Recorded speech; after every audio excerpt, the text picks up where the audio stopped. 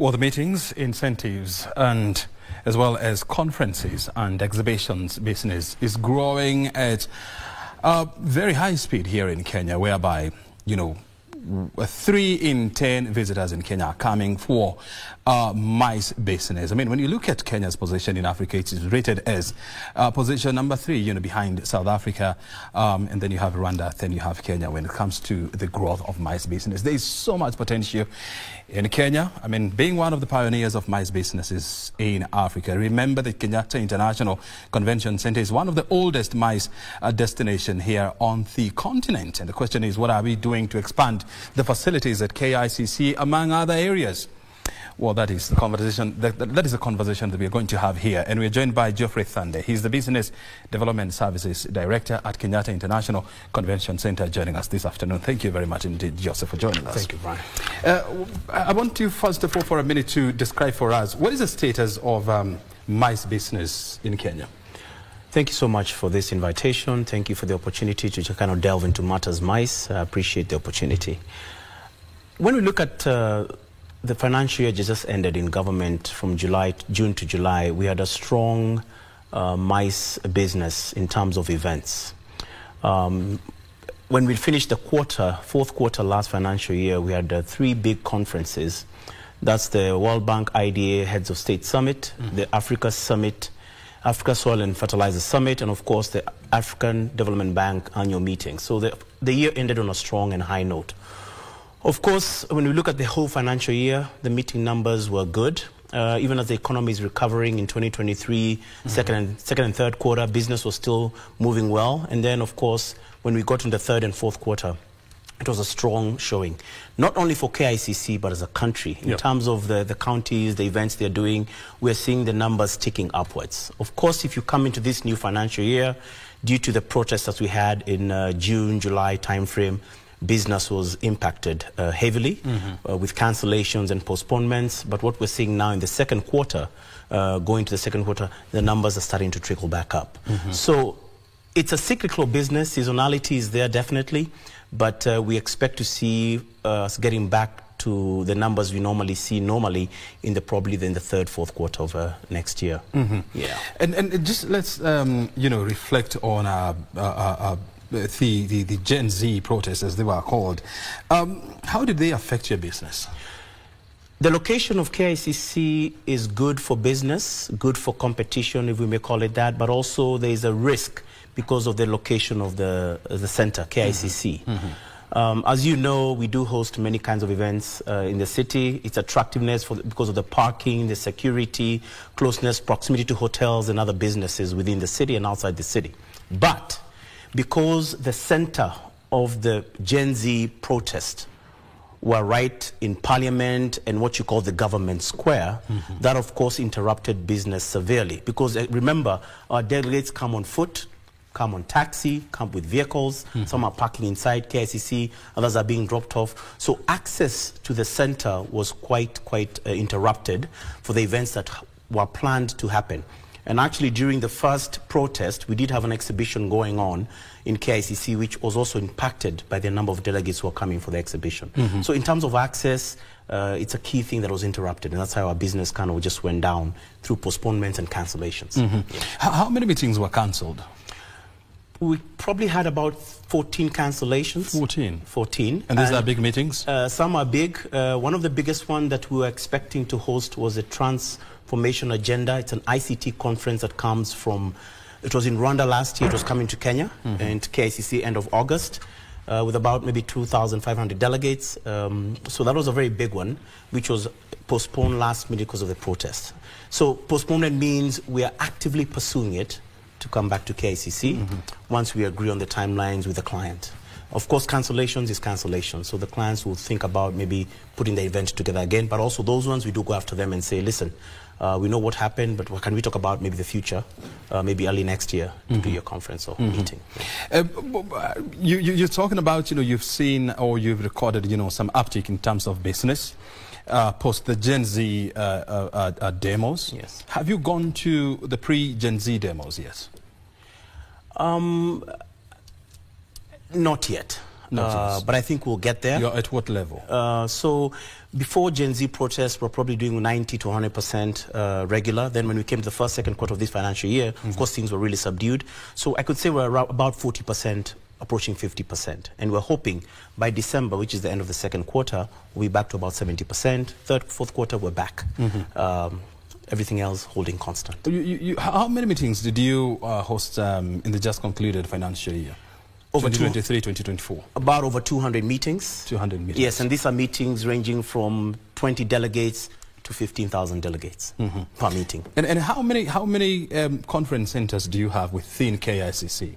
So within KICC as a venue, we have about 18 meeting spaces. That's what we call them. Inside KICC. Of course, the Salvo Ballroom, which is the biggest ballroom, which can seat about between 2,500 to 4,000 delegates, depending on the seating style. Then we have Aberdare Lenana, seats about 750 combined, and other meeting rooms, Turkana, Impala, Shimba, VIP. We have a lot of boardrooms. So we have several meeting spaces, depending on the size of the meeting. Yeah, and the outside spaces also. You also have the outside space. Yes. Tell us about, you know, there were plans to overhaul KICC, you know, give it a new phase, you know, a new touch, you know, by retrofitting, you know, latest communication gadgets.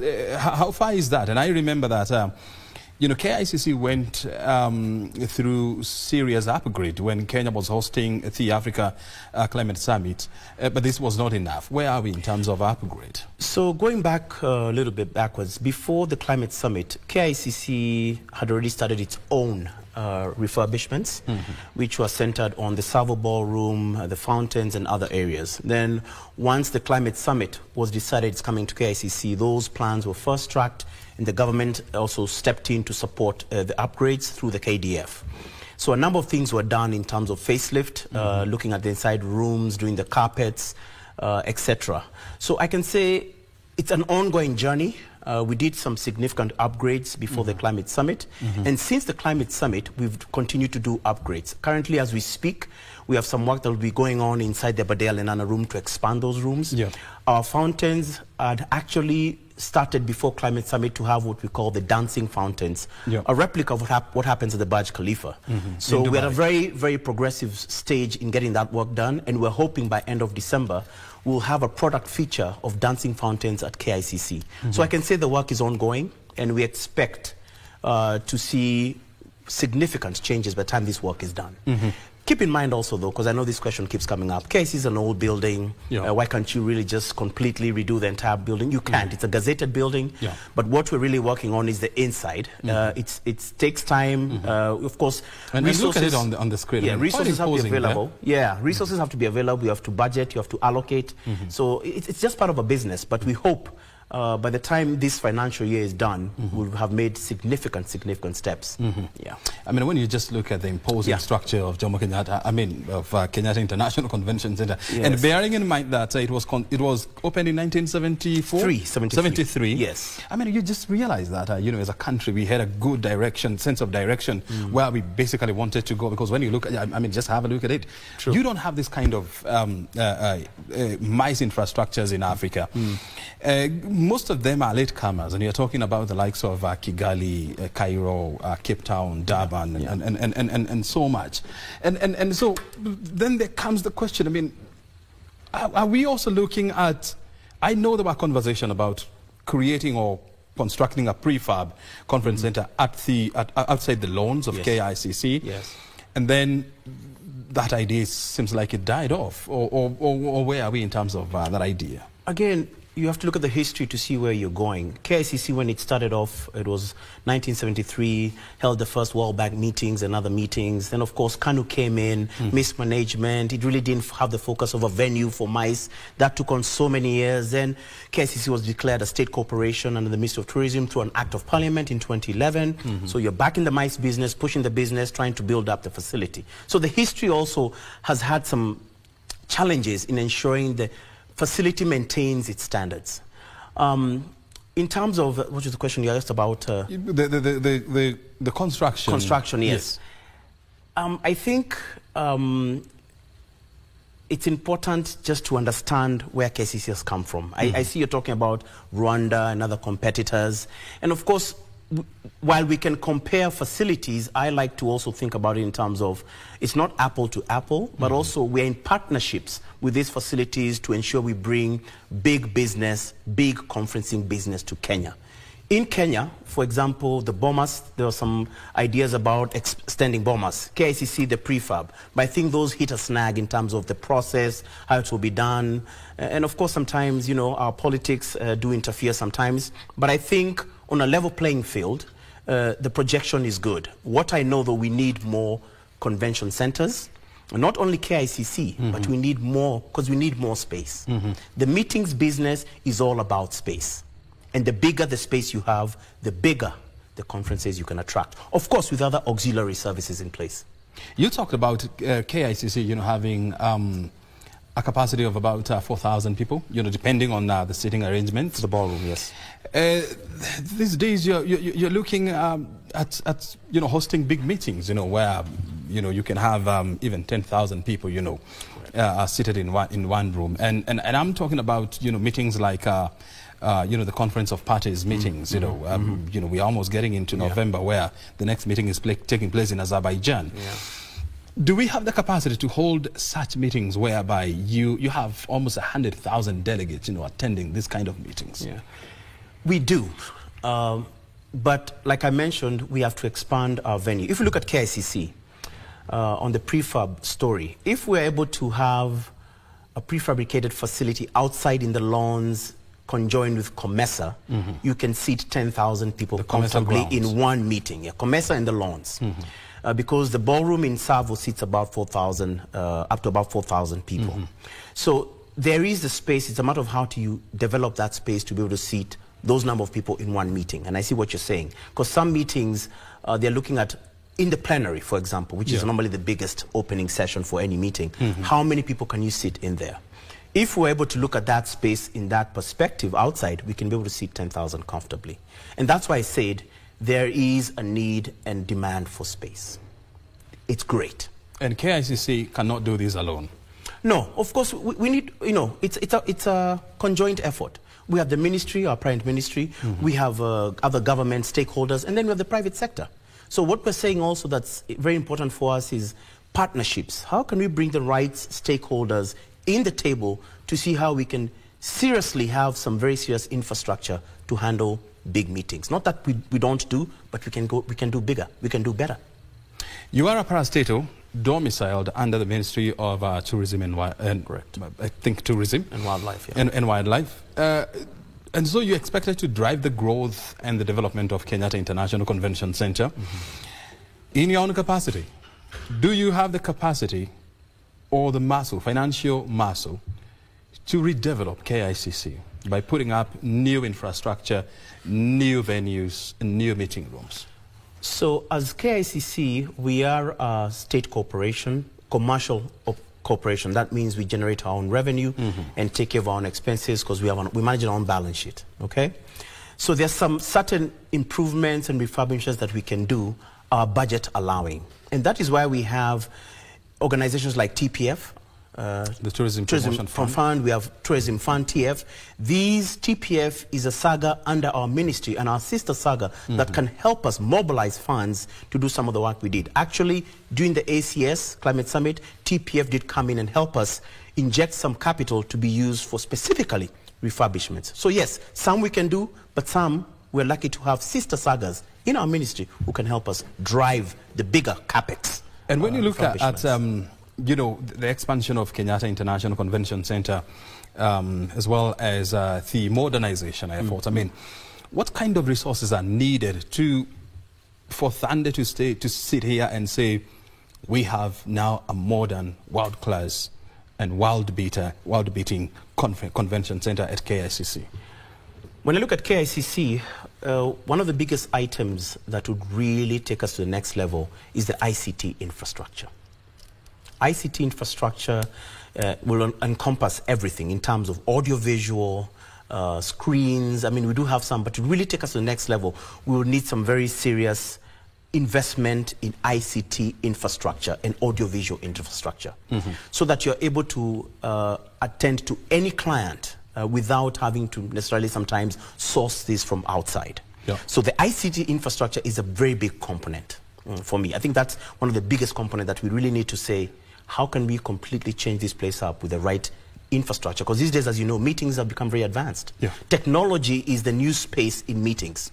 Do you have the right technology? For me, that's a very big piece. And when you talk about ICT infrastructure, you're looking at issues like what? So audiovisual equipment, right? Like right here in your studio, we're looking at the lights, we're looking at the sound system, we're looking at be able to do production, okay? Sometimes the events we hold in KICC are very, very complicated, like the Mo Ibrahim Governance Weekend, which we held a number of months ago. The production for that event was quite intense. They had to bring in someone from outside the country to do the production. Why can't we do it ourselves? Why can't we invest in that equipment and the skill set to do that production ourselves? Those are the things I'm talking about. You have a one-stop shop in-house, ICT infrastructure, the latest that can do any event. I have been part of many meetings, held at Kenyatta International Convention Center. And the Kenya Broadcasting Corporation has covered, so many meetings, being held at Kenyatta International Convention Center, from TCAD to ACS to the World Bank meetings. And there's always one thing, that comes out of when we are giving this kind of coverage. It's a lot of equipment they have to be outsourced. Correct. You're looking at audio systems, the lighting systems, the screens, the monitors, and so much. And I have always asked myself, what is so hard about installing this kind of equipment so that when I come to ask for a meeting, I don't have to go and outsource for other things? Correct. I just come and find a package, I get it, I have my meeting, and then I go home. In fact, that's where we want to go.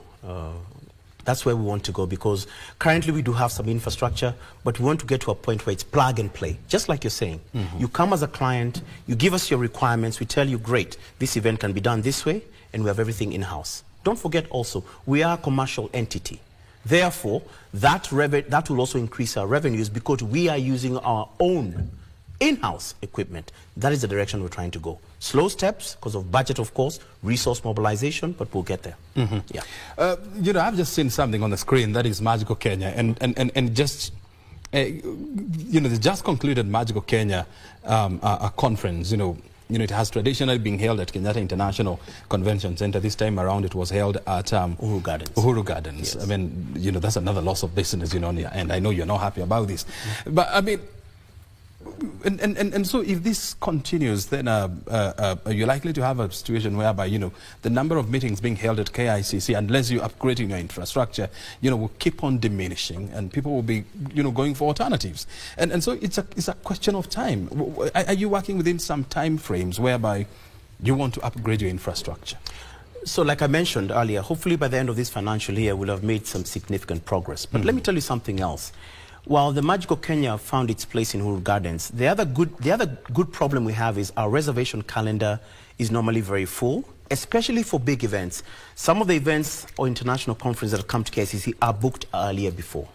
So with KTB, I think we had an engagement, but by the time they were coming to reserve the dates for Magical Kenya, there was another very big event that was happening at KICC. So it's not lost business, but we had another piece of business. We're not happy that they went, but next time hopefully they'll come back to us because we normally hold it at KICC. So the reservation system in KICC, based on the size of the event, the bigger the event, the longer you have to reserve on the calendar to book those dates. You'll be surprised. This event that we just had this week, the Googler Solar Power Expo and Conference, was booked last year.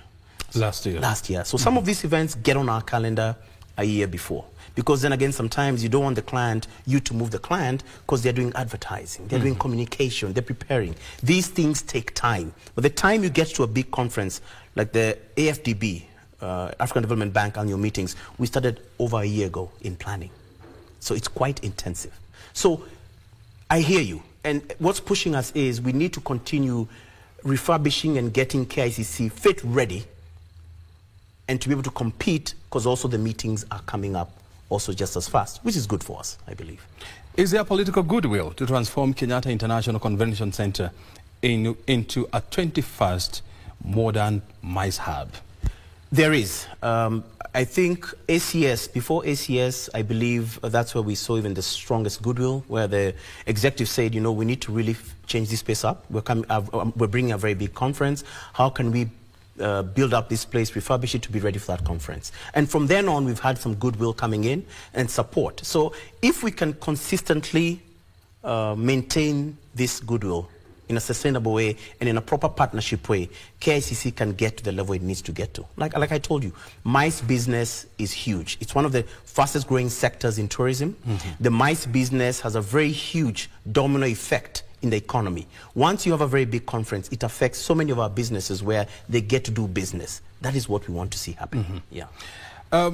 You're talking about the growth of MICE in the country, and according to the Kenya Tourism Board, this sector, in the year 2023, it constituted almost 30% of all travelers to Kenya. And so, it's a significant component, and it will continue to grow. When you look at the global statistics, I mean, you're having an industry which is worth $760 billion, projected to grow to about $1.2 trillion by the year 2032. And so, it's going to be huge. And so, how is KICC being primed to reap big in the growing industry? KICC is at the center. Just like you said, KTB, we have to work very closely with KTB and other relevant stakeholders.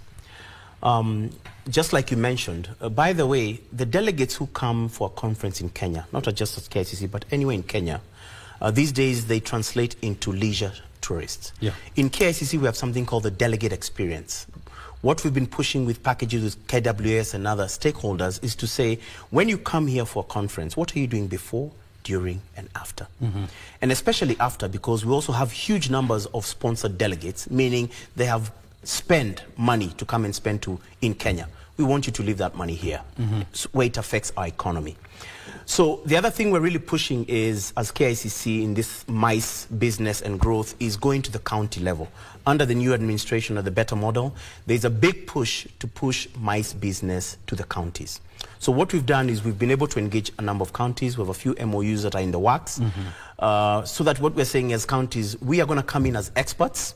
You give us business of organizing your events and putting them together, and we get a fee for that work. But also we are creating awareness, educating the counties. Last year in Naivasha, we held a session with 23 out of 47 CECs, directors of tourism, tourism executives, just educating them about MICE business and the potential it has to grow revenue at the county level and affect other businesses positively. So we're really pushing hard to ensure that we're also pushing this MICE agenda at the county level. We are currently working with Samburu to organize the MAR Festival happening November 6th to the 9th. We are actually the event management company for that. So we're really trying to push also and say, MICE is not about Nairobi, it's about Kenya. How does this get all the way to the mashinani at the ground level? Yeah. I mean, if you're just joining us, the company of Geoffrey Thande is a business development services manager or director at the Kenyatta International Convention Center. We are looking at the business of meetings, incentives, conferences and exhibitions. It is one of the fastest growing segment of the tourism market, and Kenya is at the forefront when it comes to the African business, and that's the kind of conversation that we are having here. I told you we are coming to you live from our national headquarters here in Nairobi, and this is Inside Government. I want to hear from you, Thande. I mean, when you look at Kenya, we have different agencies, that are in the tourism space, that are in the business that you are in, and I'm talking about the Kenya Tourism Board. You also have the Kenya Export Branding Agency. You have the Tourism Fund. You have Utalii Hotels. You have the Bomas of Kenya. Do we really need all these agencies? I mean, can we form, a mega agency that will be in charge of doing all these? And I want to give an example of Dubai. They have a single agency that deals with, tourism, marketing, development and all these. And it works pretty well. So we have Keproba, which was an amalgamation of different agencies to try and do what exactly you're saying. But I don't think it's possible to bring everybody under the same umbrella. Interestingly, I was at the United Nations Tourism Week in Kisumu, where we were participating in that very important week, and also pushing the tourism products in Kisumu. And we had a panel session where we are discussing the same exact thing. There are so many agencies. Are they connected? Are they working together? Precisely. You have cattle. you have KTB, you have Hoteliers Association, you have all these stakeholders. The question was, how then can we streamline and have alignment and synergies so that when all these are working together, you can move things quicker? I think the thought process is there. The will is there, but it's a matter of just saying which ones can come together so that you can have now a couple of mega agencies driving this agenda. The thing is, you have some that are very specific in what they do, so you cannot necessarily merge them with others. But the question is, can we get alignment? We recently had a stakeholder engagement at KICC to talk about our hoteliers and other stakeholders, and they are saying the same thing. We need to learn how to synergize so that, because we're going after the same thing. Either it's the tourist, the delegate, or now the business tourist, what we're calling bleisure. So we're going after the same type of client. How do we bring those synergies together? I think that's happening, but I don't see just one huge, in my view, but I see specialized units working towards the same thing. Having these engagements, we need to have more of them, and also we need to commit with timelines on how to do that.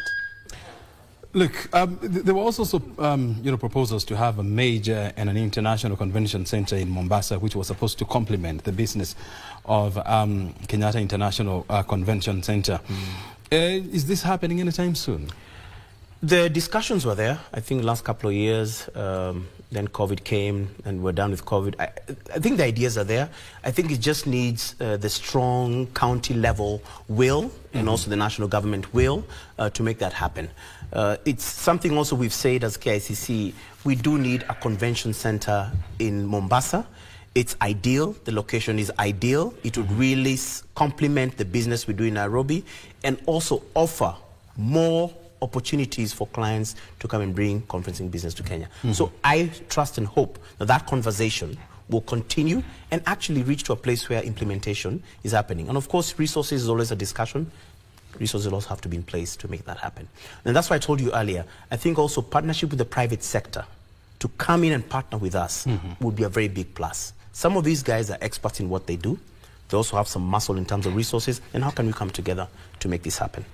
I mean, we just want to take you back in time. I mean, the year was 1973 when the founding father of the Republic of Kenya, the late Mzee Jomo Kenyatta, was commissioning the brand new Kenyatta International Convention Center. I mean, back then, Kenya Broadcasting Corporation was there. And I want you to see the clips on the screen.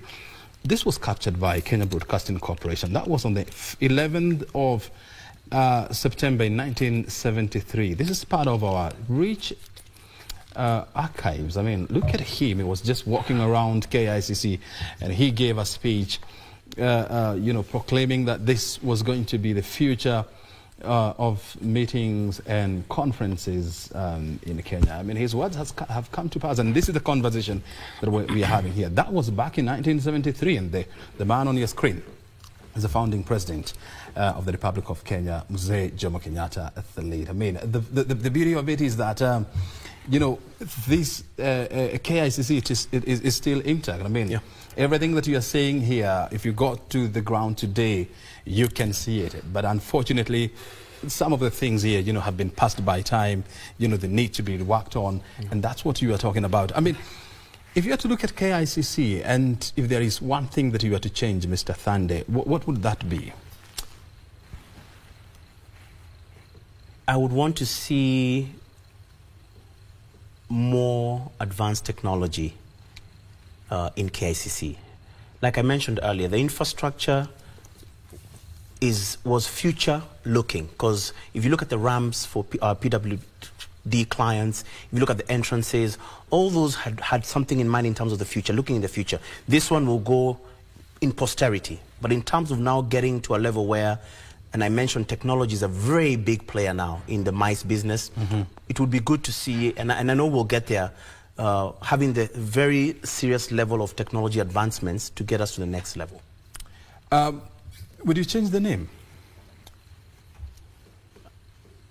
That's a good question. I don't know. I think maybe that's something we can maybe put out there to the public. I mean, KICC is a building owned by Kenyans. It's a gazetted building. The monument of our founding president is a gazetted space. So owned by the National Museums of Kenya. So I think it's something we can put out to Kenyans. It's an interesting question, but I would say instead of me answering by myself, something maybe to put out there. Yeah, the reason why I'm asking so is because I've had it from different quarters that there were proposals in the past to change it from Kenyatta International Convention Center to Kenya International Convention Center or Nairobi International Convention Center, yes, so that you can give it a global appeal.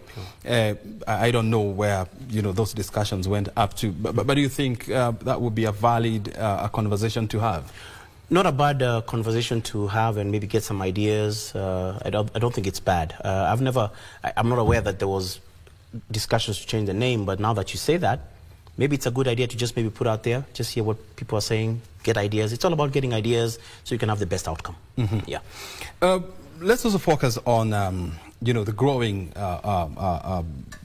competition within this space. I mean, in the in less than 5 years, I mean, we have seen the emergence of other convention centers, who are saying that they are offering, superior products than KICC, and they are touting, technology as one of the biggest offering. And I'm looking at, facilities like The Edge, in South B? South C. The College of Insurance. The College of Insurance. I'm also looking at, the facilities like the Pride Inn in Mombasa.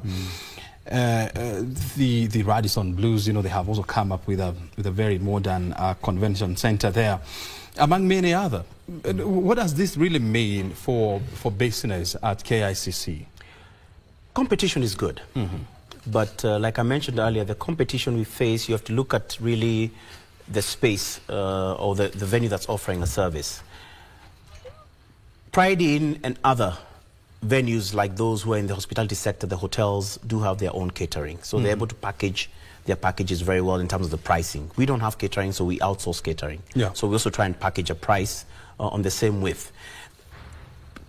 Listen, it's good to have competition. It's good to have other offerings. Like I mentioned, space is something that we need. We need a lot of space for the meetings that are coming to Kenya, and the demand is high. So it's good to have competition. For us also in our mandate, like I mentioned, the domino effect when a big conference comes to Kenya, it's the same thing with the hotels. We want you to get business.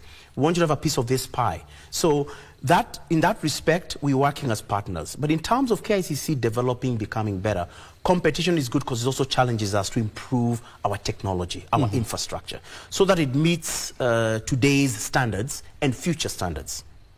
It's critical. It's critical. Yeah. You brought in a very interesting and critical point. I mean, when you look at the modern convention centers, I mean, they give you they come as packaged as a one-stop shop.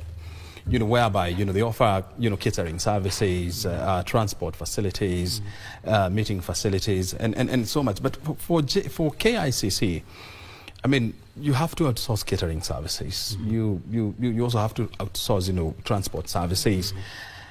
Are you looking at a situation whereby, KICC is likely to have everything in one place? Absolutely. And when I say outsource, we still sell our products as a one-stop proposition. So when we're talking to a client and they get the requirements of what they need, tents, food, security, all these things, we say we'll provide you with everything as a one-stop shop. How we do it is our business. Now, like I mentioned earlier in terms of audiovisual... But of course it will be expensive, because you also have to make your markup. Correct.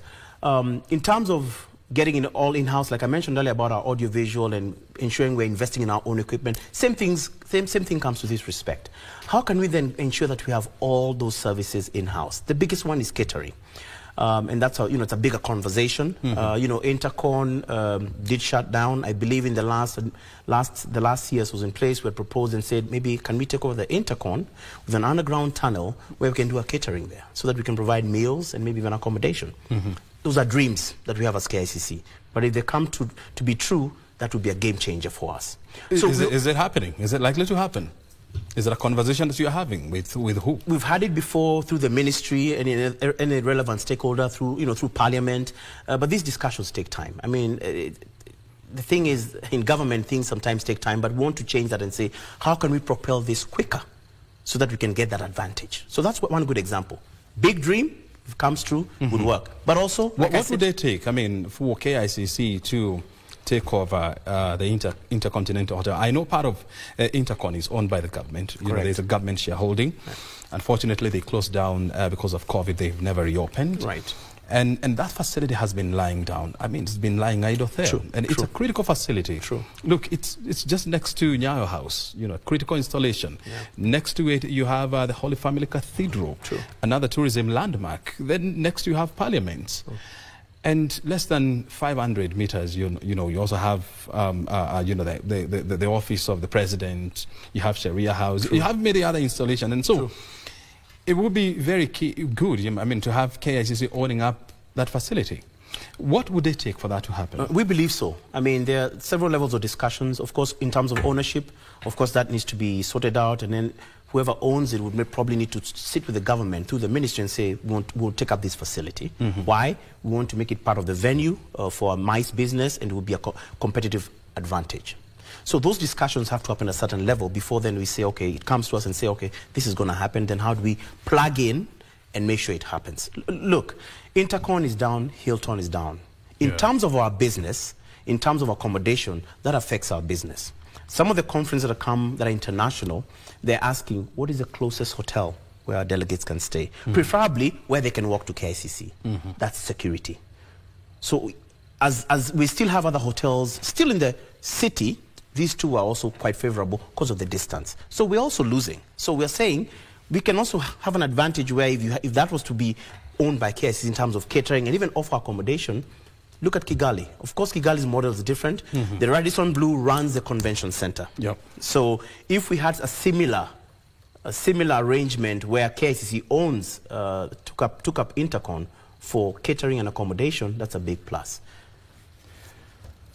Thank God. I mean, you brought in the issue of, you know, the hotels that have closed down in CBD in the last 10 years. And I'll start with, you know, the Grand Regency Hotel. Yeah. You know, I've seen it is now under renovation. Mm. You also have the Hilton Hotel, you know, a major landmark, you know, quite sad that it had to close down. And then you had the Intercontinental Hotel, which was, you know, a favorite for American tourists, together with Hilton Hotels. Mm. What has this done to your business? Because currently now in CBD, you're now left with how many hotels? One of them is New Stanley. I mean, it doesn't have many beds. Mm-hmm. And then, you know, you also have Serena Hotel. Mm-hmm. And Sarova up the hill. And Sarova. Yeah.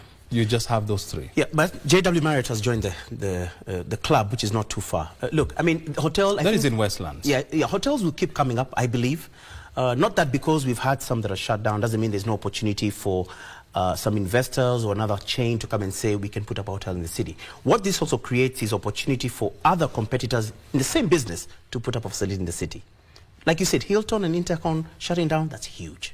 Bed space and all other things, that's huge. But also creates an opportunity to say there's a gap here. How do we fill the gap? In my thinking. You see, the designation and the strategic location of KICC, I mean, the architects, you know, were very deliberate. I mean, they wanted to have a conference center, you know, within a walking distance of major hotels. And that's why, you know, they thought about, you know, the center of the city, where you had Hilton Hotel less than 400 meters away. Then you had Intercon, the same thing. Unfortunately, they have closed down. True. Has this affected your business? Not really, because if I use the example of the last financial year, last quarter, like I mentioned at the beginning, the Africa Development Bank had its governors' annual meetings at KICC for a whole week. One of the biggest things in their checklist was accommodation. And the government, as partners, were able to convince and say we have enough beds for delegates, plus your 700 delegates who are sponsored by the bank. All those were taken up by the JW Marriott. Mm-hmm. So that is in Westlands. Correct, in Westlands. Mm-hmm. Even as we have closures of hotels, I think with the ones springing up, maybe not in the city, are still helping our business. The expressway is helping our business. Mm-hmm. So I wouldn't say the impact is that severe. It's just that at least as we lost these two, others came up or were coming up, not in the same area, but close by. Mm-hmm. Yeah. I mean, it is true. You know, when you look at the last, 5 years, you know, more than 3,000 beds, have been added in Nairobi. And you're looking at, JW, Marriott, I mean, the Grand Hyatt is also up here. Yeah. The Gem Forest that opened just the other day, the Landmark Hotel in Gigiri. Yeah. And all these are new hotels, adding up, more space in Nairobi. Unfortunately, it is not the same for the Central Business District. True. And there is an urgent need for us to reinvigorate Nairobi CBD. I mean, it is in total chaos. We must appreciate that fact. True. Are you having conversations with the authorities? And I'm talking about the Nairobi County, the central government. I mean, to see how you can spruce up Nairobi CBD, because let's face it, I mean, that's where you're based. True. I mean, through KTB and other agencies, we continue to have these conversations with the county, with government on saying what else can be done to the city to ensure it's attractive and it's also a cosmopolitan place where delegates can enjoy themselves while attending a conference at KICC or a conference at Sarova or somewhere else within the city. So those conversations are ongoing. And we continue to lobby, because ours is to really also lobby and say there's an opportunity here. We need to bring this back up because also it's affecting not just us, could be affecting other businesses. So definitely, those conversations do happen. We do lobby as best as we can through the relevant stakeholders to ensure that Nairobi continues to be the city of choice. What's been done to the Uhuru Park, hopefully when it's opened up, that space is also very important. So I think these are ongoing conversations because, again, we have to ensure that all facets of the city are aligned to provide a good experience to our delegates and clients who come. I mean, one of the most important aspects of our MICE business is the fact that, apart from attending meetings, delegates would want to go, for shopping. Yes. Right now, we don't have what you would classify as a world-class shopping center, in CBD. True. All of them, are miles away from outside the CBD, and you're looking at, things like the village market, almost, Sarit Center, Westgate Junction, Two Rivers, all of them, they're outside the city center. But you just need one major shopping center in CBD where people can even walk at night, do their shopping, go back to their hotels. But this is a missing link. How can we get to that point? It takes a discussion of many. Of course, the national government, the Nairobi County government also really playing in this space and saying, how can we bring up a mall like that? It's a one-stop shop for not just our locals, but also outside clients, tourists, delegates. We have different kinds of clients who come to Kenya and tourists. I think it is an important facet, but of course, it has to be well thought out. Location has to be prime, considering other infrastructure that will be necessary to make it function smoothly and well, just like you're saying. It's an opportunity, but I think the county and the national government can really come together, sit down, they would be able to say, this is probably a missing piece and would make a big difference in the city. We, of course, as stakeholders, would be very interested in that conversation, lobbying, seeing what our input would be, because, again, it's going to help our business and other businesses in the city. Look, we were talking about, the Hilton Hotel, that closed down, the Intercontinental. And these two spaces, I mean, they offer such an exclusive and a very high-end location when it comes to setting up, a shopping center, a shopping mall, hotels and even, amusement parks. Because people don't just want to come for meetings. They also want to have fun. They want to do shopping. What do we really need to do, I mean, so that we can see, and also you have a lot of space, outside KICC. Are there thoughts, within KICC that you can utilize some of the space that you have, be it, at the lawns or commercial grounds, for setting up a world-class shopping center, amusement park, and maybe a hotel, so that it will now complete, the whole package? I think for us, because space, like I mentioned earlier or several times, is very important, that might not really be the best way to go, because as it is, we need more meeting space. We've had clients who've come to us who are saying, listen, we want to bring a conference here next year from X country, and our delegate counts are looking at about 30 to 50,000 people. Can you be able to have meeting rooms, side rooms, all these for us. We can go to a certain extent, but no. So for us, I think meetings is more important. That is our mandate. And what we'll be going for would be space. How do we create more space? And that's why I told you earlier, you look at the lawns and other spaces, say, maybe how can we convert maybe some of this space to meeting space, where you're creating more rooms for meeting, in my view. You know, I've attended international meetings, you know, Yes.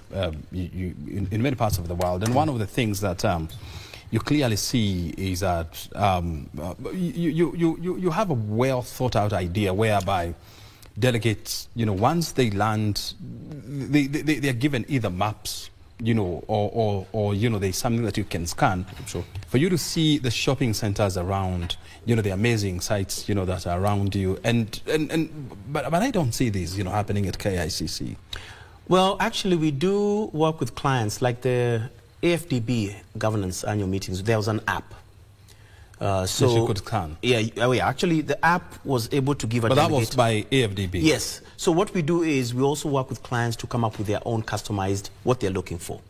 Because sometimes our standard, if we were to, and it's a good idea to come up with such an application, it might not speak to all type of events. Remember, we host very different current events all year round. So what we prefer is to work with the client and say, what are you looking for? Then these other people can plug in accommodation.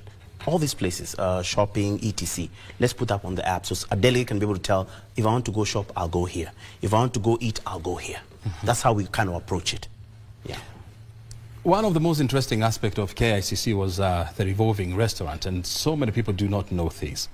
That in 1973, you know, Kenya was one of the few African countries to have a revolving hotel on top of KICC. It was on on the 27th floor. 27th floor. Can you just imagine, you know, having 28. dinner, well, having a bird's eye view of the city at night, and that was back in 1973. I mean, that was a dream that we had, and it was achieved. Unfortunately, the hotel closed down.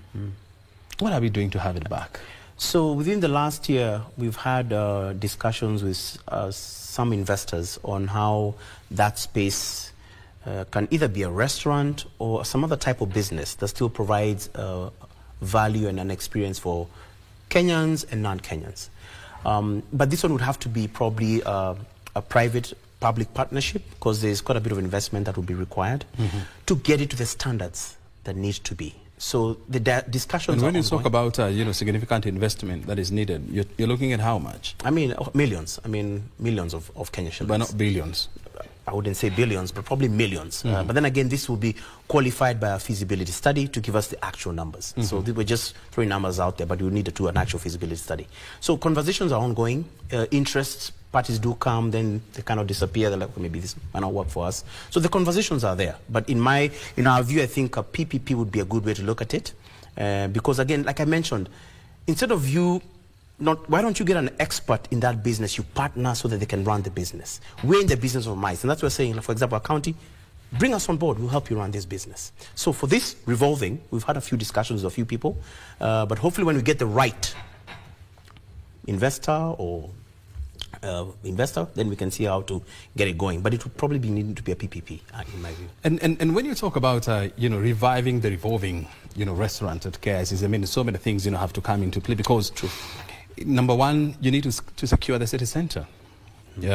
Because, you know, the last thing you want to do is to go have your dinner, you know, at the revolving restaurant, and then on your way home you're mugged, or you're carjacked, or your car is vandalized. I mean, and so security around KICC, and I have seen this concept. I mean, what makes a Burj Khalifa, you know, such a top tourism destination is because the area around Burj Khalifa, I mean, it's quite secure. You know, the lightings, you know, the work, the security is very good. You can even take a canal walk.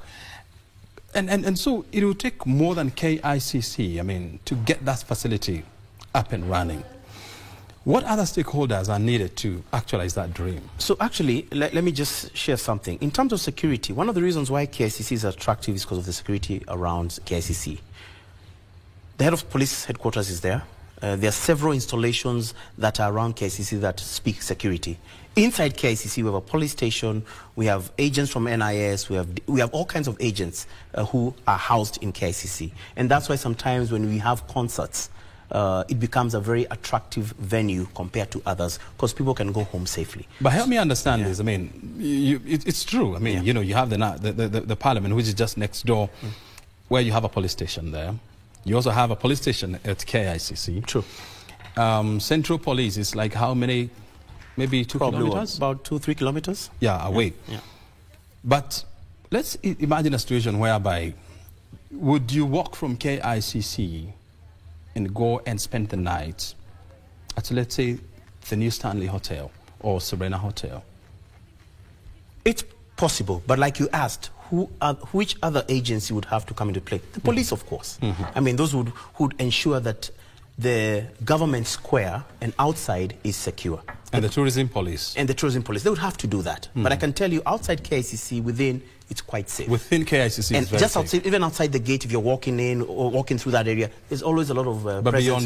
beyond that, then the police would come into play and say, how do we continue to secure this place so that people can move in and out easily? We've had major international conferences, major concerts at KICC at night, many events ending at night. So we've experienced it. But to enhance it even further, to your point, to walk even further out, I mean, the police would have to work with the police also and say, how do you help us ensure this place is secure as people are moving in and out? Sometimes the meetings run late and someone needs to leave late.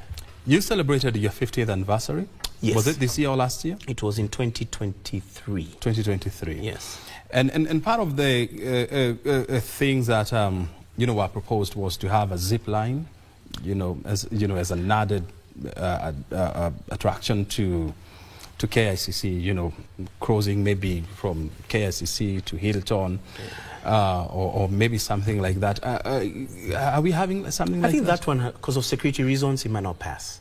It may not work. It may not. Because remember also, the rooftop of KICC, there's a helipad where people go to take pictures, 360 view. We're also working on the helipad where choppers can be able to land. That's in process with the various agencies, but the review process is quite vigorous. So in terms of zipline, that might not work because of security reasons. That will probably not even be allowed because you're coming from a very, very high building going down. I mean, there's so many different security risks that would come up. So, but they can be addressed. I don't know, but that's an idea is a little bit far-fetched. Because that's a problem, and there must be a solution. True. And instead of saying, no, that would be a bad problem for us, I mean, maybe it's a good problem that, will help in securing the area around KICC. Because, I mean, look, you have the Railway Museum, which is just next door. And you have, the Holy Family Basilica. True. You have Uhuru Park just next door. You have many other attractive places, within KICC. And it would be so ideal, to have a package whereby, after a long day of meetings, you can take a stroll to Holy Family Basilica, to the Macmillan Library, to the Railway Museum and so many other places. It comes as a package. And this is probably maybe a discussion that you need to have with other people. And I agree with other relevant agencies. I agree with you. I've been to meetings outside the country, very many places, and I agree with you. That ability to walk easily, comfortably, accessing different products is what you call the delegate experience. And having what we call city tours and sightseeing within the CBD. Absolutely. Geoffrey, I mean, before I let you go, yes. What else do we need to know about KICC? Is there anything exciting that we should look forward for? Well, like I mentioned earlier, stay tuned for the dancing fountains that will be coming to KICC very soon. And it will be a very exciting product that will also help us augment revenues but give people a very good experience. Very good. Thank you. Geoffrey, thank you very much indeed for joining us. Thank you so much. And the time is highly appreciated. Thank you. Thank you for having me. Good luck and all the best to KICC. Thank you. Very good indeed. Thank you. I mean, Geoffrey Thande is the Business Development Services Director at Kenyatta International Convention Center, joining us here on Inside Government to help us understand the status of MICE business in Kenya and where KICC sits in. Our hope, desire and prayers are that KICC, will continue to grow and go to higher places. My name is O'Brien Kimani. You've been watching Inside Government, live from Broadcasting House here in Nairobi. Thank you very much indeed for your time. We do again this coming Friday, so stay tuned. Bye for now.